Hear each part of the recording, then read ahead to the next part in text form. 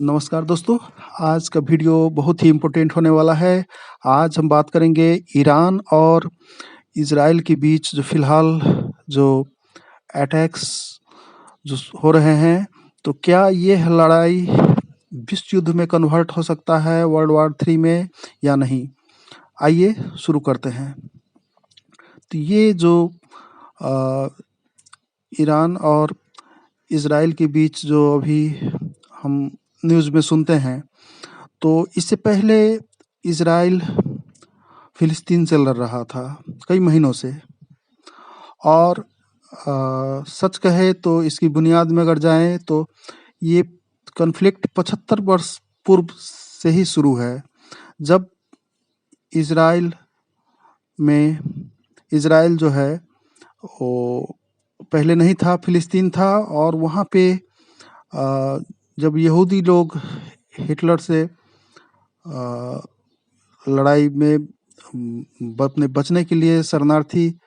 बनकर जब अमेरिका और इंग्लैंड आए थे, तो वहाँ से ये लोग को समझा बुझाकर भेज दिया गया फ़िलिस्तीन कि तुम्हारे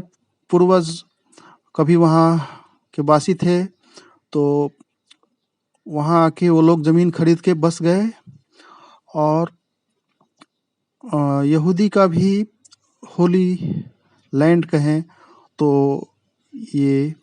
अभी जो इज़राइल है वहीं पे है। इज़राइल को जो यरूशलेम है, यरूशलेम में यहूदी, ईसाई और इस्लाम तीनों का होली लैंड है और वहाँ पे यही कारण है कि वहीं उसी वक्त से ये कॉन्फ्लिक्ट शुरू हो गया और धीरे-धीरे इज़राइल अपना बढ़ता चला गया और ये कॉन्फ्लिक्ट के कारण से वो लड़ाई करके अपना उसका और ये वहाँ पे मेन है कि 57 जो कंट्री है वो मुस्लिम कंट्री है, तो ये लोग उपद्रव करते हैं उनको और ये लोग चैन से नहीं रहने देते हैं कि उस पे अटैक कर देते हैं। तो फ़िलिस्तीन से लड़ रहा था करीब 75 वर्ष पूर्व से ही, तो बीच-बीच में वो कभी-कभी अटैक कर देता था, तो चाहता था कि कोई दूसरा भी मुस्लिम कंट्री इन्वॉल्व हो जाए और फ़िलिस्तीन परेशान कर रहा था उसको। तो अब आके ईरान उसमें इन्वॉल्व हो गया और अ, और जो इज़राइल जो है सो काफ़ी पावरफुल है और वो लोग फिर भी इतने कंट्री है वहाँ पे मुस्लिम, तो वो लोग उन्हें चैन से नहीं रहने देते हैं और अभी जो ईरान जो है, ईरान कहें तो 10 वर्षों तक इराक से लड़ाई लड़ा था, तो 10 वर्ष का उसका वो एक्सपीरियंस है और वो अ, पिछले मतलब बाकी मुस्लिम कंट्री में सबसे स्ट्रॉन्ग है। उसके पास लड़ने के लिए वेपन्स भी है, तो वो चुनौती दे सकता है इज़राइल को। हालाँकि फ़िलिस्तीन के साथ तो वन साइडेड था, आसानी से इज़राइल जीत जाता था और ये थोड़ा बहुत टक्कर देगा। अंततः अ, ईरान शायद नहीं जीत पाएगा, लेकिन कहना मुश्किल है क्योंकि अब ये जैसे जिस तरह से इस वार में वो इन्वॉल्व हो गया है, तो इस तरह अगर दूसरे इन्वॉल्व होता रहा है, तो ये कभी युद्ध समाप्त होने वाला नहीं है, लंबा चल सकता है और एक देखें कि विश्व की सुपर पावर सब भी इस लड़ाई में अपना हथियार बेचने पे अपना व्यापार को सक्सेस बनाने में लगे रहते हैं, तो जो कि इसमें भी अपना स्पेस देख लेते हैं एडवांटेज का, तो ये ठीक नहीं है। अब जैसे इज़राइल के पीछे अमेरिका है, जो उसके फ़ेवर में है, तो इसका अब कोई कंट्री मान लीजिए नेशन के नाम पे लड़ता है, कोई रिलीजन के नाम पे लड़ता है,